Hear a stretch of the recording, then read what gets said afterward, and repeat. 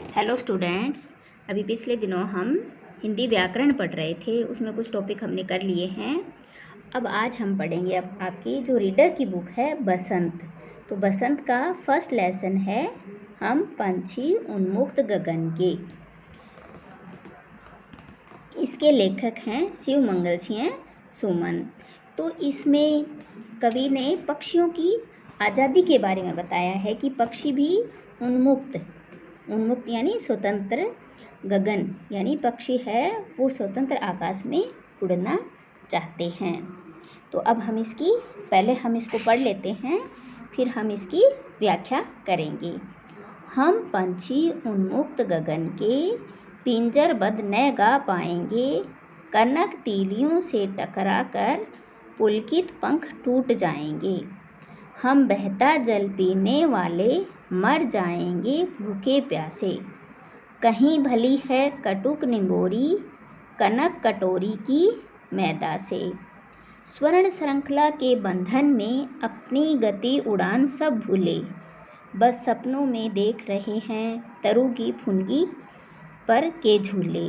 ऐसे थे अरमान कि उड़ते नीले नभ की सीमा पाने, लाल किरण सी चोंच खोल चुगते तारक अनार के दाने।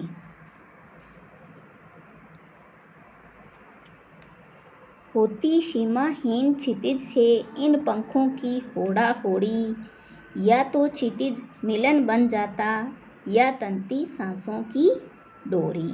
नीड न दो चाहे टहनी का, आश्रय छिन भिन कर डालो, लेकिन पंख दिए हैं तो आकुल उड़ान में विघ्न न डालो। अब हम इसकी व्याख्या करेंगे। तो इसमें जो कवि है वो इसमें बता रहा है कि पराधीन जीवन से, पक्षियों के लिए पराधीन जीवन से उनको जो स्वतंत्र जीवन है वही अच्छा लगता है। पराधीन जीवन में चाहे उनको कितने ही सुख सुविधाएं दो, लेकिन जो स्वतंत्र जीवन है उसी में वो जीना चाहते हैं, चाहे उसमें उनको कितने ही कष्ट क्यों न हों। तो पहले मैं इनके आपको शब्दार्थ बता देती हूँ।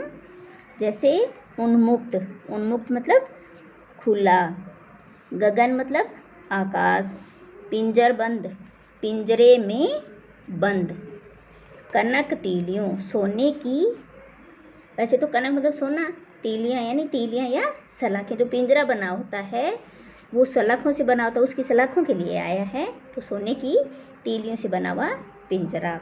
पुलकित चंचल या उमंग से भरे हुए, उमंग से भरे हुए यानी उड़ने की चाह में जो उमंग होती है उनमें, उसके लिए आया है। कटुक कड़वी या खारी, निमोरी नीम का कड़वा फल, कनक कटोरी सोने की बनी कटोरी। अब हम इसकी व्याख्या करेंगे। व्याख्या में सबसे पहले हम क्या लिखते हैं? प्रसंग। प्रसंग में क्या होता है? जिस पद्यांश की हम व्याख्या करते हैं उसका परिचय देना होता है। तो परिचय मैं एक बार ही दे रही हूँ, बारी बारी हर पद्यांश में नहीं दूंगी। तो ये आपने पहले भी पढ़ा है। तो प्रस्तुत पद्यांश हमारी पाठ्य पुस्तक बसंत, पाठ्य पुस्तक का क्या नाम है अपने? बसंत। तो बसंत परिचय देने ये तो देंगे भी कौन सी बुक से लिया है, इसके पाठ का नाम क्या है, राइटर का नाम क्या है, वही प्रसंग में आता है। तो प्रस्तुत पद्यांश हमारी पाठ्य पुस्तक बसंत के हम पंछी उन्मुक्त गगन के नामक पाठ से लिया गया है। इसके लेखक शिव मंगल सिंह सुमन हैं। इसमें कवि ने बताया है कि सुख सुविधापूर्ण पराधीन जीवन की अपेक्षा कष्ट में स्वाधीन जीवन ही श्रेष्ठ है। यानी पराधीन जीवन है, आप किसी के गुलाम हैं और बहुत सारी सुख सुविधाएं दी जा रही हैं तो भी वो हमें अच्छा नहीं लगता है।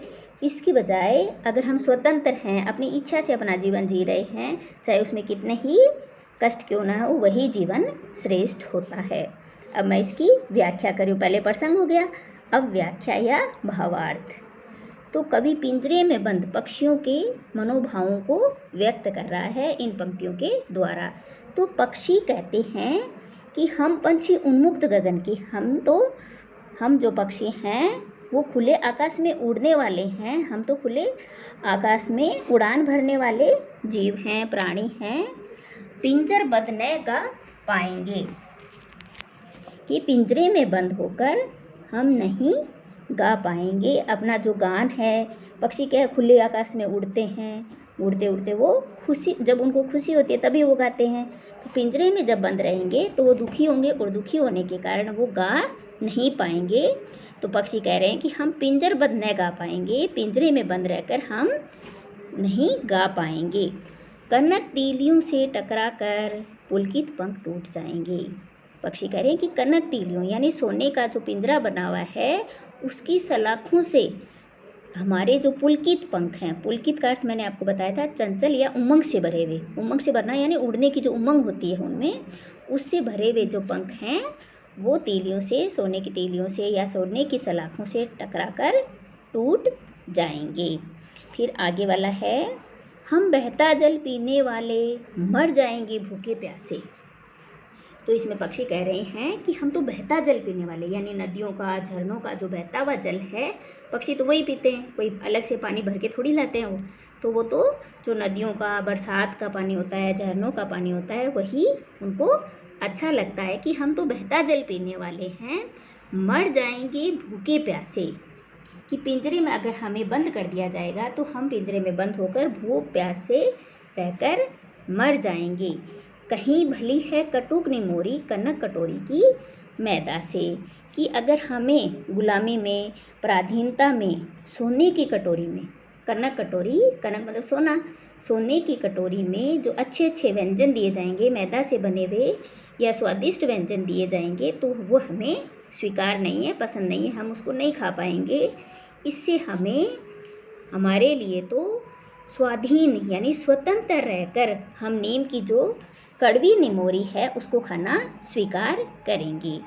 क्या कह रहे हैं कि हम तो बहता जल पीने वाले पक्षी कह रहे हैं, हम तो नदियों का, झरनों का जो प्राकृतिक रूप से जो जल मिलता है उसको पीने वाले हैं।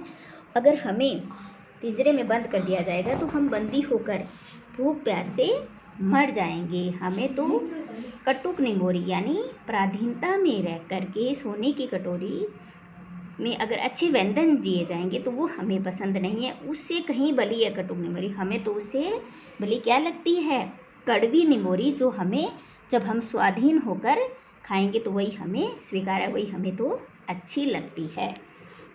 आगे है, स्वर्ण श्रृंखला के बंधन में अपनी गति उड़ान सब भूले, बस सपनों में देख रहे हैं तरु की फुनगी पर के झूले।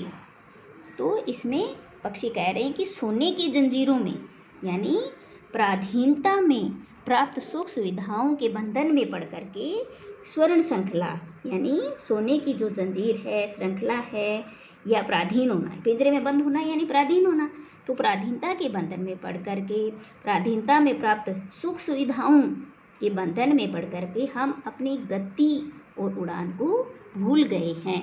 यानी हमारी जो उड़ने की गति थी, उड़ते थे, उन सबको हम भूल गए हैं। वृक्षों की डालियों पर बैठकर जो झूलना था, उस झूलने को हम सपने में ही देख रहे हैं। तरु की फुनगी पर के झूले, कि जो तरु की फुनगी यानी जो डाली होती है उस पर, डाली का जो सिरा, पक्षी क्या करते हैं, ऊपर ही ऊपर बैठते हैं वृक्ष की ऊपरी शिखा पर, और उसकी जो डाली पर बैठते हैं तो डाली ऊपर नीचे होती है, वही उनका झूला होता है।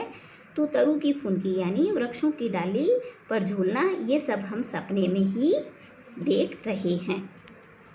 ऐसे थे अरमान की उड़ते नीले गगन की सीमा पाने, लाल किरण सी चोंच खोल चुभते तारक अनार के दाने। अरमान यानी इच्छा।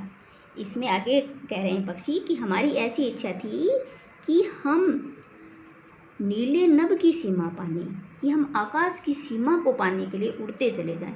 अब आकाश की सीमा तो अनंत है, कोई अंत तो है नहीं, तो फिर भी उनकी इच्छा थी कि हम अनंत तक उड़ते ही चले जाएं। यानी मेन मकसद क्या है उनका, कि स्वतंत्र रहकर हम अपनी मर्जी से उड़ते ही रहें। तो आकाश की सीमा पाने के लिए उड़ते ही चले जाएं और अपनी लाल किरण सी चोंच, और अपनी लाल किरण रूपी चोंच को खोलकर चुगते तारक अनार के दाने। किसको चुगते, तारे रूपी अनार के दानों को चुगते।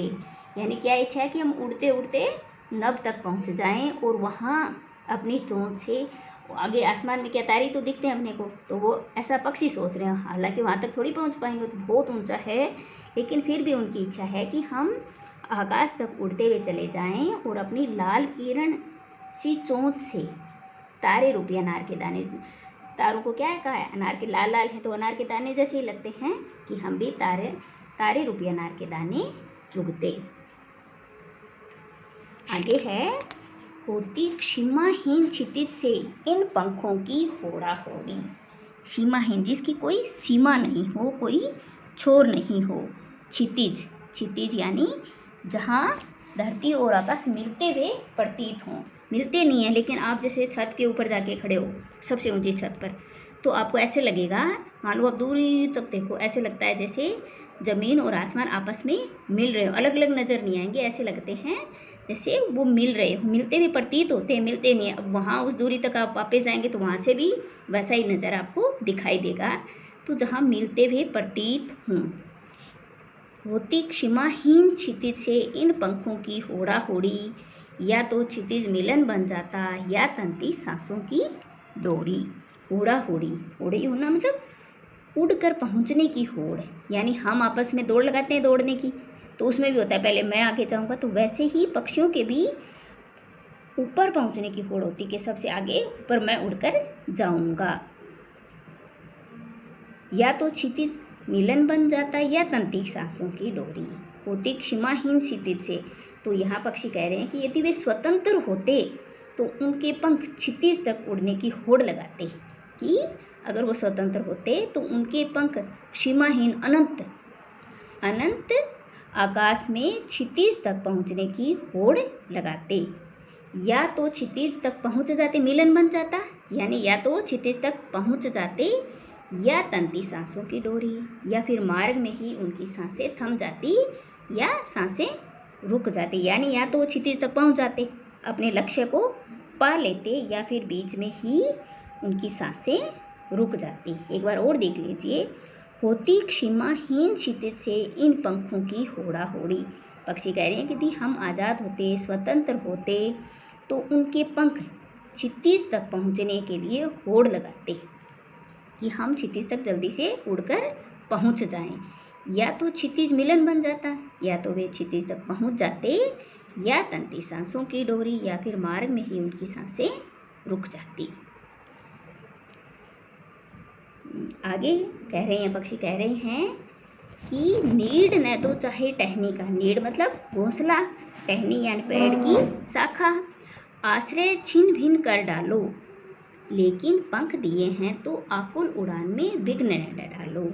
अब आगे पक्षी कहते हैं कि उन्हें भले ही घोंसला न मिले, नीड़ मतलब घोंसला, कि उन्हें चाहे घोंसला मत दो, चाहे टहनी का आश्रय छिन भिन कर डालो, या उनके रहने का जो स्थान है उस टहनी को चाहे आप छिन भिन यानी नष्ट कर दो, लेकिन पंख दिए हैं तो आकुल उड़ान में विघ्न न डालो, कि जब हमें उड़ने के लिए पंख दिए हैं तो हमारी आकुल उड़ान में बाधा, विघ्न मतलब बाधा न डालो, हमें स्वतंत्र रूप से उड़ने दो। उन्हें पिंजरे में बंद करके उनकी उड़ने की स्वतंत्रता न छीनी जाए। यही पक्षियों की इच्छा है कि हमें पंख दिए हैं तो हमें उड़ने दिया जाए, पिंजरे में बंद न रखा जाए। तो आपको समझ में आ गया होगा। इसको एक बार नहीं 2 बार आप देख करके समझ सकते हैं। आगे वाले वीडियो में हम इसके क्वेश्चन आंसर करेंगे। Thank you.